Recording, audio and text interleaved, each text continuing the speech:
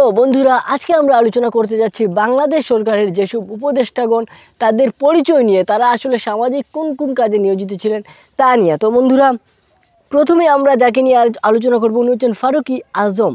উনি হচ্ছেন বাংলাদেশের একজন উপদেষ্টা অন্তর্বর্তী সরকারের, এবং উনি আসলে একজন বীর প্রতীক মুক্তিযোদ্ধা হিসেবে, এটাই আসলে ওনার পরিচয়। এরপরে বন্ধুরা, শারমিন মুর্শিদ আছেন। উনি হচ্ছেন একজন উপদেষ্টা অন্তর্বর্তী সরকারের, এবং উনি হচ্ছেন প্রধান নির্বাহী কর্মকর্তা ব্রতী সমাজ কল্যাণ সংস্থা এর। এরপর যদি বন্ধুরা আমরা দেখি নূরজাহান বেগম, উনিও একজন উপদেষ্টা আমাদের বর্তমান অন্তর্বর্তী সরকারের, এবং উনি হচ্ছেন ব্যবস্থাপনা পরিচালক গ্রামীণ শিক্ষার ব্যবস্থাপনা পরিচালক ছিলেন উনি। তো বন্ধুরা, এরপর আফম খালিদ হোসেন, উপদেষ্টা অন্তর্বর্তী সরকার। তো আফম খালিদ হোসেনকে নিয়ে বিভিন্ন ধরনের আলোচনা হচ্ছে বন্ধুরা। আমি আপনাদেরকে এই স্ক্রিন দেখিয়ে দেবো যে আসলে ওনার মতাদর্শ কি, উনি কোন হেফাজত নাকি জামাত। উনি হচ্ছেন হেফাজতের একজন আমির। অনেকে বলতেছে উনি জামাতের নেতা, আসলে উনি জামাতের নেতা নয়, উনি হেফাজতের একজন নেতা, এবং উনি একজন সুন্নি দেওবন্দি ইসলামী পণ্ডিত। এটাই ওনার সবচেয়ে বড় পরিচয়। আর এরপর বন্ধুরা, বিধান রঞ্জন রায়, উনিও একজন উপদেষ্টা আমাদের অন্তর্বর্তী সরকারের, এবং উনি হচ্ছেন সাবেক পরিচালক জাতীয় মানসিক স্বাস্থ্য ইনস্টিটিউটের। তো এরপর বন্ধুরা, আমরা যার পরিচয়টা জানবো উনি হচ্ছেন ফরিদা আক্তার, এবং উনিও একজন উপদেষ্টা বাংলাদেশের অন্তর্বর্তী সরকারের বর্তমান। তো উনি হচ্ছেন লেখক, গবেষক এবং আন্দোলন কর্মী। এরপর বন্ধুরা, সুপ্রদীপ চাকমা, উনি হচ্ছেন উপদেষ্টা আমাদের বর্তমান অন্তর্বর্তী সরকারের, এবং উনার কর্ম ছিল সাবেক রাষ্ট্রদূত হিসেবে মেক্সিকো, ভিয়েতনামে উনি কর্মরত ছিলেন, ওখানে কাজ করেছেন বাংলাদেশ সরকারের হয়ে।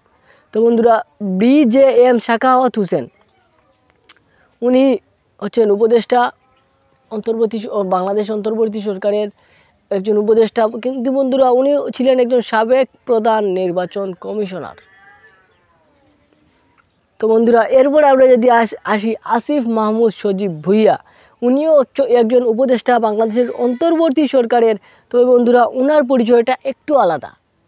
উনি একজন স্টুডেন্ট, উনি হচ্ছেন সমন্বয়ক বৈষম্য বিরোধী ছাত্র আন্দোলনের। এরপর বন্ধুরা, যদি আমরা আসি মোহাম্মদ নাহিদ ইসলাম, উনিও বাংলাদেশ সরকারের একজন উপদেষ্টা অন্তর্বর্তী সরকারের একজন উপদেষ্টা, এবং উনিও বন্ধুরা পরিচয় ওনার হচ্ছে উনি ছাত্র, একজন সমন্বয়ক। বাংলাদেশের যে আন্দোলনটা হয়ে গেল বৈষম্য বিরোধী ছাত্র আন্দোলন, এই আন্দোলনের একজন সমন্বয়ক, এটাই ওনার পরিচয়। এরপর বন্ধুরা, সৈয়দা রেজওয়ানা হাসান, উনিও একজন উপদেষ্টা অন্তর্বর্তী সরকারের, এবং খেতাবপ্রাপ্ত আইনজীবী ও পরিবেশ কর্মী। এটাই হচ্ছে ওনার সামাজিক পরিচয়, বা বলতে পারেন কর্মগত পরিচয়। এরপর বন্ধুরা, তৌহিদ হোসেন হচ্ছেন একজন বর্তমানের উপদেষ্টা অন্তর্বর্তী সরকারের, এবং সাবেক পররাষ্ট্র সচিব, এটা ওনার কর্মগত পরিচয়। এরপর বন্ধুরা, AF হাসান আরিফ, উনিও বাংলাদেশ সরকারের একজন প্রধান উপদেষ্টা এবং অন্তর্বর্তী সরকারের, এবং ওনার কর্মগত পরিচয় ছিল উনি হচ্ছেন সাবেক অ্যাটর্নি জেনারেল।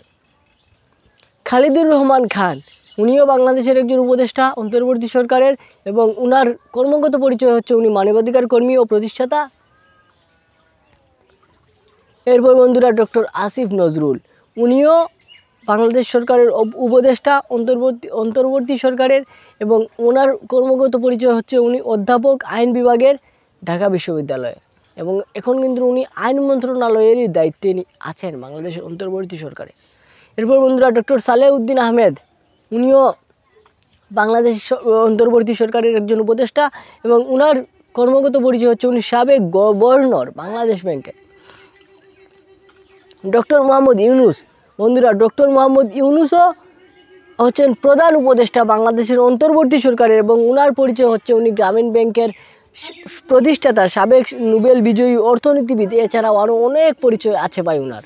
আর এটাই আমরা আজকের ভিডিওতে আমরা প্রত্যেক উপদেষ্টার কর্মগত পরিচয় এবং ওনাদের রাজনৈতিক পরিচয়টা আপনাদের কাছে তুলে ধরার চেষ্টা করেছি, এবং এইরকম ভিডিও আমাদের এই চ্যানেলে আসতে থাকবে। এরকম মজার ভিডিও পেতে হলে রাজনৈতিক সংশ্লিষ্ট, দেশ সংশ্লিষ্ট, আন্তর্জাতিক বিভিন্ন বিষয় নিয়ে এই চ্যানেলে ভিডিও আসবে। আপনারা অবশ্যই আমাদের সাথে থাকবেন। দেখা হচ্ছে নেক্সট ভিডিওতে। আজকের মতো বিদায়। আসসালামু আলাইকুম।